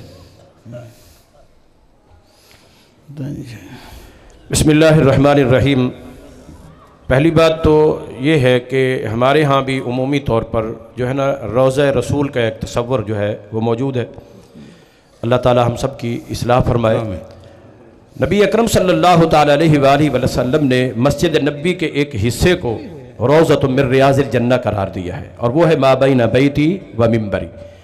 اگرچہ اس مسافت میں غایہ اور مغیہ دونوں شامل ہیں کہ وہ ممبر بھی اور وہ گھر بھی، کہ یہ جنت کے باغوں میں سے ایک باغ ہے، اس مناسبت سے اس کو جنت کا باغیچہ سمجھنا. مگر عمومی طور پر ہمارے ہاں جو ہے وہ روضے کا جو تصور ہے وہ نبی صلی اللہ علیہ وسلم کی قبر مبارک کے اوپر جو گنبد خضرا ہے، ساوے ساوے روزے دے بہارا ویکھیاں، تو وہ سبز گنبد جو ہے اور اس کے اوپر جو عمارت اور عمومی طور پر قبروں کو پکا بنانا یا کمروں کے اوپر جو عمارت قائم کرنا ہے، یہ اس کے حوالے سے شرعی طور پر کچھ تحفظات موجود ہیں. اگرچہ نبی اکرم صلی اللہ علیہ وسلم کو حجرہ عائشہ میں دفن کیا گیا تھا اور اس وقت حجرہ عائشہ پہلے سے ہی موجود تھا، وہ نبی صلی اللہ علیہ وسلم کی قبر کی حفاظت وغیرہ کے لیے بھی نہیں بنایا گیا تھا، تعمیر کیا گیا تھا، اور وہ پہلے سے ہی مسقف تھا یعنی چھت والا تھا. اور عام طور پر نبی صلی اللہ علیہ وسلم نے نہا عن تجسیس القبور کہ قبروں کو چونا گچ کرنا، پکا بنانا، وَيُبْنَى عَلَيْهِ ان کے اوپر بیٹھا جائے، وَيُقَعَدَ عَلَيْهَا بیٹھا جائے، یا ان کے اوپر چراغ وغیرہ جلائے جائیں. ان تمام چیزوں سے نبی صلی اللہ علیہ وسلم نے منع فرمایا ہے. تو جو روضہ رسول کی شرعی اپنی حیثیت یہ ہے تو پھر اس کی تصویر کی کیا حیثیت ہے؟ نبی اکرم صلی اللہ علیہ وسلم کے مدینہ میں مسجد نبی کی نیت سے، ارادے سے سفر کر کے جانا، یہ شرعی طور پر نبی صلی اللہ علیہ وسلم کی قبر کے لیے، نبی صلی اللہ علیہ وسلم کی قبر کے اوپر بنے ہوئے اس گنبد یا روضے کے لیے، جسے ہمارے ہاں عمومی طور پر روضہ کہا جاتا ہے، یہ بذات خود اس کی شرعی کوئی حیثیت نہیں ہے. تو اس کی تصویر اس سے بھی جو ہے نا احتیاط کرنا چاہیے. یہ چیز آج کل ہمارے ہاں بعض اہل حدیث سٹیجوں کے اوپر بھی دیکھنے کو مل رہی ہے اور اہل حدیث مساجد میں بھی دیکھنے کو مل رہی ہے. احتیاط کرنی چاہیے. اللہ ہمیں عمل کی توفیق عطا فرمائے. شیخ، ایک حدیث میں سوال ہے، کیا نماز میں رفع الیدین کرنا جائز ہے؟ تو اس حدیث کا کیا کریں گے جس میں سیدنا ابو طفیل عامر رضی اللہ تعالیٰ عنہ نے 30 صحابہ کی موجودگی میں نماز پڑھائی اور تکبیر تحریمہ میں ہاتھ اٹھانے کے بعد سینے پر ہاتھ نہیں باندھے بلکہ نیچے چھوڑ دیے اور کہا یہ نماز نبی کریم کی نماز ہے، اور تمام اصحاب نے ان کی تصدیق کی. وضاحت کریں. میرے علم میں کوئی روایت نہیں ہے، کوئی بھی صحیح روایت میرے علم میں نہیں ہے جس میں 30 صحابہ کی موجودگی میں نماز پڑھنے والے نے پڑھی ہو اور سب نے تصدیق کی ہو کہ بالکل ٹھیک ہے نبی صلی اللہ علیہ وسلم نے اس طرح نماز پڑھائی ہے. میرے علم کے مطابق کوئی ایسی حدیث صحیح نہیں ہے. واللہ عالم. جان بوجھ کر ننگے سر نماز پڑھنا کیسا ہے؟ بسم اللہ الرحمن الرحیم. یہ جان بوجھ کر جو ننگے سر نماز کا مسئلہ ہے، عمومی طور پر جو نماز کے احکام حتیٰ کہ فقہا نے بھی بیان کیے ہیں، جو نماز کے لیے سطر ضروری ہے، لازم، جس کے بغیر نماز نہیں ہوتی. سر کا ڈھانپنا نہ یہ فرائض میں سے ہے، نہ یہ واجبات میں سے ہے، نہ نماز کی سنن میں سے ہے. البتہ آداب میں سے بھی بعض اہل علم نے اس کو شامل کیا ہے، شمار کیا ہے. اور نبی اکرم صلی اللہ تعالی علیہ وآلہ وسلم نے فتح مکہ کے موقع پر بذات خود صرف ایک کپڑے کے اندر نماز پڑھی ہے. اور حضرت جابر رضی اللہ عنہ نے ایک دفعہ نماز پڑھائی تھی اور ان کے جو اضافی کپڑے تھے ایک کپڑے میں نماز پڑھائی، باقی رکھ دیے. تو اب انہوں نے بھی باقی کپڑے اضافی طور پر جان بوجھ کر رکھ دیے تھے. جان بوجھ کر دو نیت اور دو ارادے ہیں. ایک تو یہ کہ لوگوں کو کم از کم اس مسئلے کا علم ہو جائے کہ یہ چیز اتنی لازم اور فرض کی حیثیت نہیں ہے، کہ لوگ عام طور پر یہ سمجھتے ہیں کہ سر ننگا ہو تو نماز نہیں ہوتی. یہ تصور دین اور شریعت کا نہیں ہے، یہ لوگوں کا اپنا خود ساختہ ہے. نماز اس کے بغیر بھی ہو جاتی ہے. البتہ بعض اہل علم نے اس کو ادب کے تقاضوں کے تحت مناسب یہ سمجھا ہے کہ سر ڈھانپا ہوا ہونا چاہیے. اور اگرچہ ایک دوسرا علماء کا طبقہ بھی موجود ہے کہ عاجزی اور انکساری اور اپنے آپ کو رب کے سامنے عاجز ظاہر کرنے کے لیے، اپنی عاجزی کے اظہار کے لیے اگر سر سے کپڑا اتارتے ہیں، جس طرح حج کے اندر احرام میں سر ڈھانپنا ہی منع ہے کہ وہ پوری کی پوری کیفیت جو ہے نا وہ عاجزی کے اظہار کی ہے رب کے سامنے اس کے دربار میں حاضری کے لیے، تو اس کی بہرحال شرعاً اجازت موجود ہے۔ عورت کے بارے رہی بات، یہ جو باتیں ہوئی رہی ہیں یہ ساری کے ساری جو ہے یہ مرد حضرات کے لیے ہے، خواتین کے لیے کوئی ایسی دلیل نہیں ہے، بلکہ شرعی طور پر حکم یہی ہے کہ نماز کے اندر ان کے بال جو ہیں وہ ڈھانپے ہوئے ہونے چاہیے اور ظاہر نہیں ہونے چاہیے۔ جو شرعی طور پر ان کے جسم کے اعضاء کے چھپانے کا حکم ہے ان کو بھی چھپا ہونا چاہیے، غیر کے سامنے ظاہر نہ ہو۔ شیخ بھٹی صاحب، یہ ابھی پہلے ایک سوال آیا تھا اور ایک صاحب نے اس کو سنا آن لائن اور پھر سوال انہوں نے پوچھا ہے۔ سوال یہ تھا کہ اگر حرام کمائی والا توبہ کر لے اور توبہ کے بعد جو اس نے مال کمایا ہے کیا وہ اس کے لیے جائز ہو جائے گا یا ناجائز رہے گا؟ تو سوال یہ آیا ہے کہ وہی سچی توبہ کرنے کے بعد کیا اس کی سابقہ کمائی اس کے لیے حلال ہو جائے گی، جائز ہو جائے گی؟ اس نے اگر دل سے سچی توبہ کر لی ہے تو جو اس کی کمائی اس سے پہلے جو تھی اگرچہ حرام تھی، اللہ تعالیٰ نے اس کی توبہ کی برکت سے اس کے لیے حلال کر دی، لیکن توبہ کے بعد اگر دوبارہ وہ عمل کرے گا تو پہلے والا گناہ بھی اس کے سر پر ہے، بعد والا بھی اس کے سر پر ہے۔ شیخ، اسی سے متعلقہ ایک سوال آیا تھا کہ اگر اس نے اس ظلم کے ساتھ کسی کا مال ہتھیایا ہے، یہ ظلم ایک الگ چیز ہے، اور مال چھینا ہے، تو کیا وہ واپس کرے گا؟ ظلم ایک الگ چیز ہے، اس کا تعلق تو حقوق العباد سے ہے، اس کا تعلق ہے حقوق العباد سے۔ ظلم الگ چیز ہے، حرام کمانا ایک الگ چیز عمل ہے۔ اگر اس نے ظلم کیا ہے تو پہلے حقوق العباد کا تقاضا یہی ہے، جس کے ساتھ اس نے زیادتی کی ہے وہ ادائیگی کرے گا، تب توبہ قبول ہوگی، ورنہ توبہ قبول نہیں ہوگی۔ کیا مرد اور عورت کے غسل کا طریقہ ایک ہی ہے یا اس میں فرق ہوتا ہے؟ مرد اور عورت کے غسل کا طریقہ ایک ہے یا فرق ہے اس میں؟ زندہ کا یا مردہ کا؟ زندہ کا زندہ۔ جہاں تک غسل یعنی کہ جو جنابت کا ہے، خواتین کے لیے کچھ مردوں کی نسبت جنابت کے احکام تھوڑے سے مختلف ہیں، ان کے معاملات کچھ اللہ تعالیٰ نے ایسے رکھے ہیں جو بنات آدم پر اللہ نے لکھے حیض و نفاس کی صورت کے اندر، ان کی وجہ سے بھی جنابت اور جو باقی شرعی جنابت کے احکام ہیں۔ غسل عمومی طور پر جو نبی صلی اللہ تعالیٰ علیہ وآلہ وسلم کا صحیح احادیث سے ثابت ہے وہ یہی ہے کہ ایسی صورت میں اگر جسم پر کہیں غلاظت یا گندگی ناپاکیزگی لگی ہوئی ہے اس کو دھویا جائے، پھر وضو کیا جائے۔ بعض احادیث میں پیروں کے چھوڑنے کا بھی ذکر آتا ہے کہ اگر جگہ ایسی ہے پانی جو ہے وہ ٹھہرا رہتا ہے تو نہانے کے بعد پھر آخر میں جو ہے پاؤں دھو لیں، یا مکمل وضو کر لینے کے بعد بھی پہلے سر کے دائیں حصے کے اوپر 3 دفعہ جو ہے نا وہ پانی ڈالا جائے، پھر سارے جسم کے اوپر۔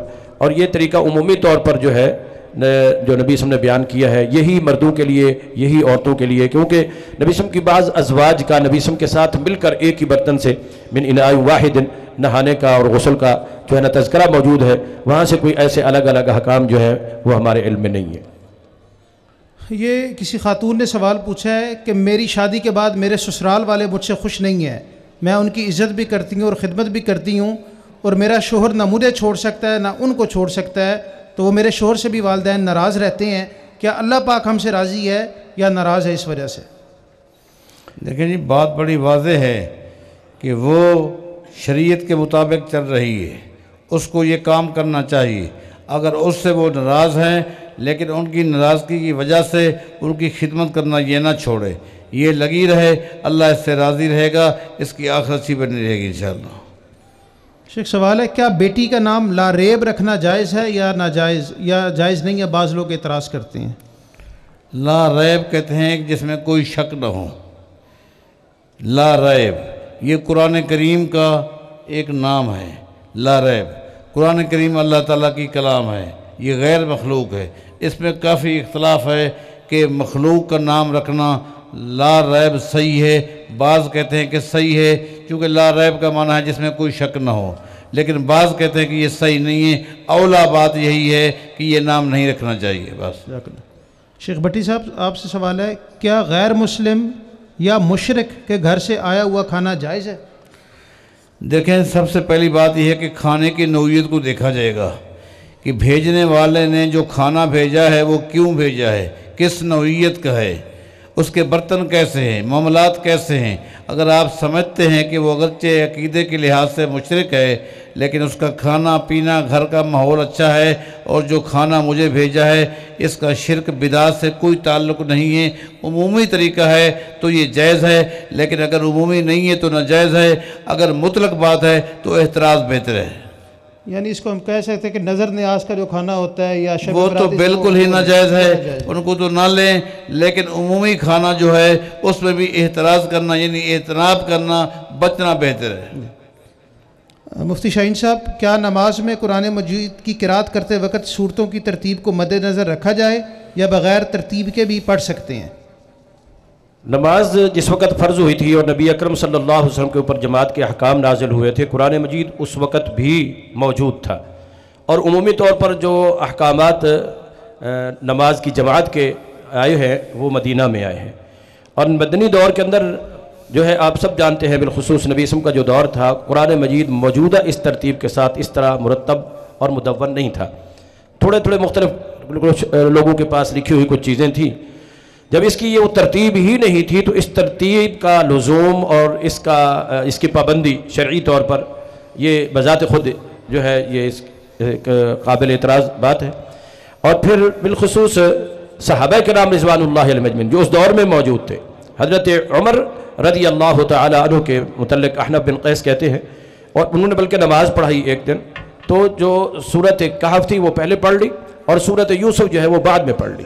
جو موجودہ ترتیب ہے اس لحاظ سے یوسف سورت پہلے ہے اور کہف بعد میں ہے، مگر انہوں نے کہف پہلے پڑھ لی اور یوسف کو بعد میں تلاوت کیا. اور پھر بعد میں بتایا کہ حضرت عمر رضی اللہ تعالی عنہ نے بھی اسی طرح ہی پڑھا تھا. تو صحابہ کے عمل سے بھی یہ بات ثابت ہے کہ انہوں نے اس ترتیب کا اہتمام اور التزام نہیں کیا ہے، اور موجودہ جو یہ ترتیب ہے نبی اسم کے دور میں موجود ہی نہیں تھی. اس لحاظ سے اس کی پابندی یہ کوئی شرعی طور پر ہمارے اوپر لازم اور ضروری نہیں ہے. ہاں آج کل ہمارے ماحول اور معاشرے میں کچھ لوگ اس کو غلط سمجھتے ہیں اور بعض اوقات فتنے کا خطرہ ہو، اس وجہ سے اگر کوئی احتیاط کی جاتی ہے تو پھر اور بات ہے، ورنہ کسی فتنے کو ختم کرنے کے لیے اصل سنت کا اظہار اور اس کا احقاق اور اس کو واضح کرنا، جیسا کہ حضرت جابر کی پہلے متعلق میں عرض کر رہا تھا، تو انہوں نے ایک ہی کپڑے میں نماز پڑھا دی، سر پہ کوئی کپڑا نہیں ہے. دیکھنے والے نے کہا کہ لیرانی مثلک احمق، تاکہ تم جیسا نہ سمجھ بندہ یہ دیکھ لے. بعض اوقات کسی صحیح شرعی جو ہے حقیقت کو، اصل مسئلے کو شرعی واضح کرنے کے لیے اس انداز پر عمل کیا جاتا ہے تاکہ لوگوں کو اس کی آگاہی حاصل ہو، تو پھر اور بات ہے. شیخ بھٹی صاحب اور سوال شیخ صاحب کا انہوں نے بالکل بہترین دلائل کے ساتھ بات کہی ہے. نبی علیہ السلام سے بھی شیخ صاحب ثابت ہے صحیح بخاری کے اندر کہ آپ نے ایک مرتبہ نماز پڑھائی، سورہ نساء پہلے پڑھی، آل عمران بعد میں پڑھی. لہٰذا یہ عمل صحیح ہے، لہٰذا یہ تکلفات ہے اور یہ کہنا یہ غلط بات ہے. بارک اللہ فیک. شیخ بھٹی صاحب، عام خطباء کہتے ہیں اللہ تعالیٰ نے قرآن بنا کر نازل کر دیا، یہ الفاظ کیسے ہیں؟ دیکھیں اس طرح کے الفاظ نہ کہیں تو بہتر ہے، ورنہ کچھ لوگوں کو خام خواہ کا موقع مل جائے گا کہ دیکھیں یہ خود کہتے ہیں قرآن کریم مخلوق ہے. قرآن کریم مخلوق ہے، جبکہ قرآن کریم اللہ کی صفت ہے، غیر مخلوق ہے. یہ ان کو راستہ ملے گا. خطیبوں کو چاہیے اس طرح کے جملوں سے اپنے آپ کو بچائیں، بہتر ہے. جزاک اللہ. شیخ بھٹی صاحب، یہ بھی آج کل کے دور میں اہم سوال ہے کہ آن لائن جو کام ہے اس کے بارے میں، یہ کام کرنا کیسا ہے اور اس کی کمائی کیسی ہے؟ دیکھیں آن لائن کمائی تو ناجائز نہیں ہے، لیکن یہ دیکھیں کہ جو چیز آپ لے رہے ہیں وہ آپ کے کنٹرول میں آ گئی ہے، جو چیز آپ بیچ رہے ہیں وہ اگلے کے کنٹرول میں آ گئی ہے. یہ جو شریعت کے تقاضے ہیں ان کے پورا کیا جائے آن لائن صحیح ہے، اگر نہیں ہے تو پھر ناجائز ہے. شیخ سوال ہے شیخ بھٹی صاحب، ایک لڑکا اور لڑکی کا نکاح ہو جاتا ہے اور رخصتی 2 یا 3 سال بعد کرتے ہیں، کیا ایسا کرنا جائز ہے؟ کوئی حرج نہیں، رخصتی بعد میں ہو سکتی ہے، کوئی حرج نہیں. مفتی صاحب، اگر کسی برتن کا کنارہ ٹوٹا ہوا ہے، مثلاً پیارا وغیرہ، تو کیا اس میں کھانا مکروہ ہے، کھانا پینا؟ ہمارے ہاں عام طور پر یہی سمجھا جاتا ہے، ٹوٹے ہوئے برتن سے جو ہے نا اس کے اندر سے کھانا پینا، اگر ٹوٹا ہوا ہے اس جگہ سے جو ہے یہ کچھ حکم ملتا ہے شرعی طور پر کہ اس جگہ سے نہ کھایا جائے نہ پیا جائے. مطلقاً ایسے کوئی برتن ایسا ہے جو ٹوٹ گیا ہے تو اس سے کھانے میں کوئی ایسی ممانعت ہو، ایسی بات نہیں. ویسے تو یہ سوال پوچھنے والا نہیں ہے، لیکن ایک نمونے کے طور پر کہ لوگ کیسے کیسے سوالات پوچھتے ہیں. پچھلے سوال جو بہت مفتی طارق مسعود نا دیوبندی،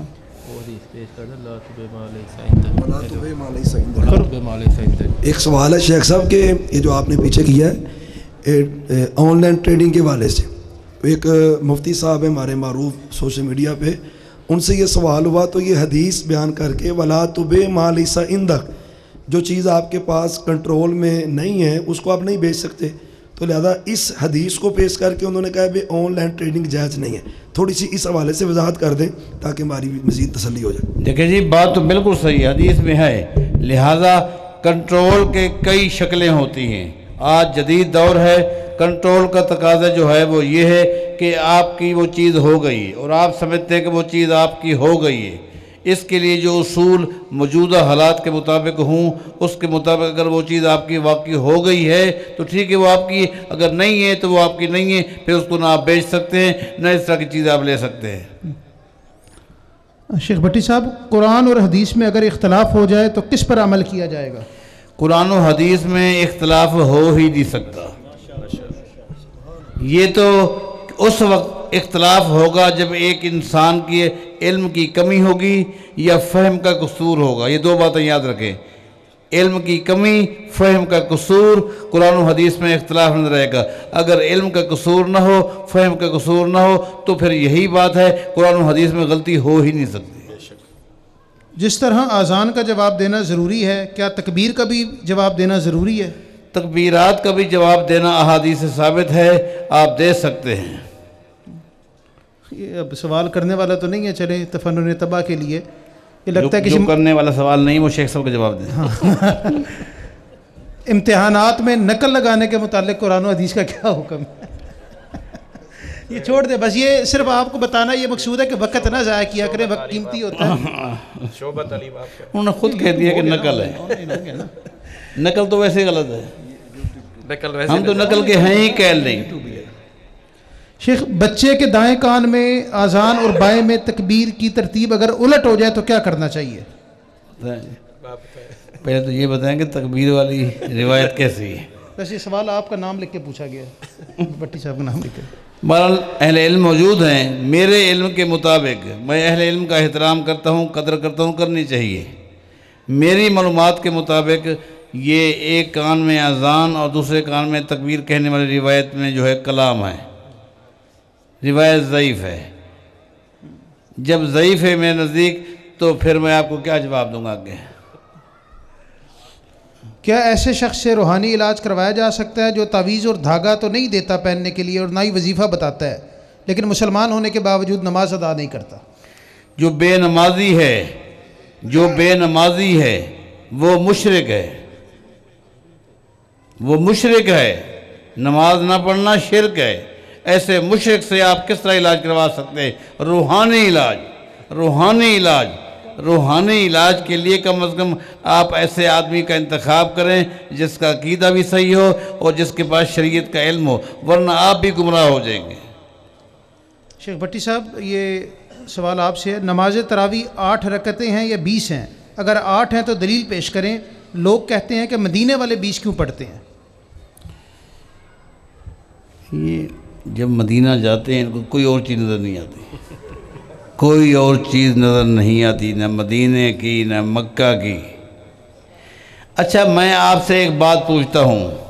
ہمارے پاکستان میں بعض مساجد میں 3 روزہ تراویح ہوتی ہے نا، بعض مساجد میں 5 روزہ، بعض میں 6 روزہ، بعض میں 10 روزہ، لیکن تراویح پڑھانے والا ایک ہوتا ہے، وہ تھکتا نہیں ہے.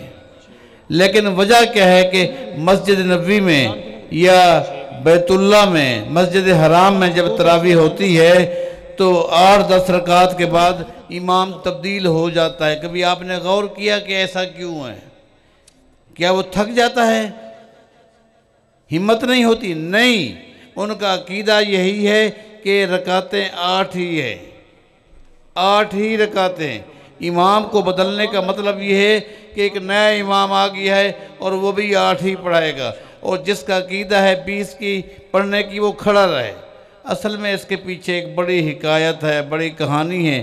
میں چونکہ سوالات کی نشست میں لمبی کہانی سنانے کا قائل نہیں ہوں، ورنہ میں آپ کو بتاتا کہ جب یہ سارے مصلے چھن گئے، یعنی کرسیاں چھن گئیں، کرسی کی ایک کشش ہوتی ہے۔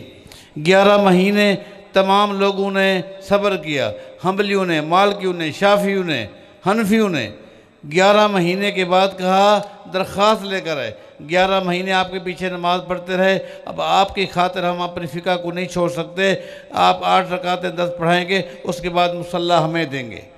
تو وہاں کی انتظامیہ کو اللہ جزائے خیر دے، ان پر اللہ تعالیٰ کی رحمتیں ہوں۔ ان لوگوں نے کہا ٹھیک ہے، ہم بندوبست کر لیتے ہیں۔ انہوں نے سوچا اگر آج حنفی 20 رکعت کے لیے آگے ہیں تو کچھ دنوں کے بعد شافعی آ جائیں گے کہ ہم جماعت کے ساتھ اشراق پڑھتے ہیں، ہمیں مصلی دیں۔ کوئی چاشت کیا لے آ جائے گا، کوئی آ جائے گا جی ہمارے ہاں صلاۃ التسبیح جماعت سے پڑھنا ثابت ہے، آپ صلاۃ التسبیح کے لیے ہمیں مصلی دیں۔ ان کو کہانی مصلی کی ہے، مصلی چاہتے، لہٰذا آپ نہ اپنے امام کو تبدیل کر دیں، آپ کے عقیدے کے مطابق 8 ہو جائے گی اور ان کے عقیدے کے مطابق جو کچھ ہو جائے گا، آپ اپنا امام بدل دیں۔ میں آپ سے آخری ایک بات پوچھتا ہوں، ابھی مغرب کی نماز ہونے والی ہے، امام صاحب نماز پڑھائیں گے، کتنی رکعتیں؟ 3 رکعتیں۔ وہ جب سلام پھیریں گے، جو رہ جائیں گے بعد میں آئیں گے، اگر وہ دوبارہ جماعت کراتے ہیں اور امام نماز پڑھاتا ہے تو آپ کہہ سکتے ہیں مرکز اہل حدیث خانپور میں ہم گئے تھے اور انہوں نے مغرب کی 6 رکعتیں پڑھی، کہہ سکیں گے؟ امام بدل گیا، امام تبدیل ہو گیا، اس نے بھی 3 پڑھائیں، اس نے بھی 3 پڑھائیں، تو وہاں بھی امام جو ہے وہ 8 ہی پڑھاتا ہے، وہ 20 نہیں پڑھاتا۔ اور یہ کہانی بھی صرف مسجد نبوی اور مسجد حرام کی ہے، نہ کسی اور مسجد کا مطالبہ تھا۔ آپ جائیں، مکہ میں سینکڑوں مساجد ہیں، مدینہ میں سینکڑوں مساجد ہیں، کسی ایک مسجد کے حوالے سے نہ ان کا مطالبہ تھا اور نہ آپ کو وہ یہ ترتیب ملے گی۔ شیخ صاحب نے گفتگو کے آغاز میں فرمایا تھا کہ ان کو صرف یہ تعداد نظر آتی ہے، وہاں جو تراویح پڑھی جا رہی ہوتی ہے، حالانکہ آپ سب جانتے ہیں عشاء کی نماز کے ساتھ جب اقامت ہوتی ہے، اقامت وہ اکھیری ہوتی ہے، اور جو جماعت کرانے والے ہر رکعت کے اندر آمین بھی جہرن ہوتی ہے، وہ بھی ان کو نظر نہیں آتی، اور جو وہ ہاتھ سینے کے اوپر باندھتے ہیں وہ بھی ان کو نظر نہیں آتے ہیں، اور پھر جو وہ اسی تراویح کے ساتھ جو وطر پڑھتے ہیں وہ 2 سلام پھیر کر تیسرا الگ پڑھتے ہیں، وہ بھی ان کو نظر نہیں آتا، اور اسی طرح جو ہے وہ بعض اوقات ہاتھ اٹھا کر پڑھتے ہیں، وہ بھی ان کو نظر نہیں آتا۔ تو جو وہاں کے اعمال ہیں یا اس انداز کی چیزیں ہیں، اگر ان کو بنیاد بنانا ہے تو پھر مکمل طور پر بنایا جائے، صرف تعداد کے لحاظ سے مسجد نبوی میں بھی اور مکہ مکرمہ میں بھی آخری عشرے کے اندر مزید پھر رات کے آخری حصے میں 11 رکعت کا ایک اور قیام کرایا جاتا ہے آخری حصے میں، اور جو اب یہ 20 اور 23 کے بعد پھر 11 رکعت مزید جو ہے نا وہ پڑھائی جاتی ہیں۔ تو اصل شریعت کے اندر جو دلیل ہے وہ لقد کان لکم فی رسول اللہ اسوۃ حسنہ، تعداد نبی اکرم صلی اللہ علیہ وسلم والی جو صحیح بخاری کے اندر سیدہ عائشہ رضی اللہ تعالیٰ بیان فرمائی۔ شیخ پہلے بھی سوال آیا تھا، دوبارہ آیا ہے کہ یوٹیوب چینل کی کمائی کیسی ہے؟ دیکھیں، سب سے پہلے میں نے بات یہی کہی تھی کہ یہ جو ہے یہ کام کیسا ہے۔ اگر کام صحیح ہے اس کی اجرت بھی صحیح ہے، کام غلط ہے اس کی اجرت بھی، اس کی نوعیتیں مختلف ہیں، اسی کام کو غلط بھی استعمال کیا گیا ہے اور صحیح بھی، جو صحیح ہے اس کی کمائی بھی صحیح، جو غلط ہے اس کی کمائی بھی غلط ہے۔ یعنی ہم اس کو کہہ سکتے ہیں کہ جس طرح علماء کرام نے یوٹیوب کے چینل بنائے ہوئے ہیں یا ہمارے یہ دینی پروگراموں کی ریکارڈنگ والوں نے، تو اس کی کمائی ٹھیک ہے، اور اگر غلط کام ہے اگر غلط کوئی جس طرح کوئی وہ ٹھیک ہے، ٹھیک ہے۔ اور آخری سوال ہے شیخ صاحب، کیا عقیقہ اور ختنہ 7ویں دن ہی کرنا چاہیے یا پہلے بھی کر سکتے ہیں؟ کچھ لوگ کہتے ہیں کہ 14 دن بعد یا 21 دن بعد بھی ہو سکتا ہے، وضاحت فرما دیں۔ 7ویں دن کی جو دلیل ہے وہ واضح ہے اور صحیح ہے۔ 14ویں دن اور 21ویں دن کی جو روایت ہے وہ متکلم فی ہے، کلام ہے اس میں، لیکن جس کے اندر ہمت نہیں تھی اور وہ 7ویں دن نہیں کر سکا، 14ویں دن 21ویں دن جو اس کے بعد کرتا ہے، اگرچہ اس کا وہ حکم نہیں ہے لیکن پھر بھی صدقہ ہے، اور میں نے پہلے کہا تھا اس کے بڑے فائدے ہیں، کرنا چاہیے عمل۔ جزاکم اللہ جی، بہت بہت شکریہ۔ سبحانک اللہم وبحمدک، استغفرک و اتوب الیک۔ حضرات، آج کی اس نشست کا اختتام ہوا چاہتا ہے۔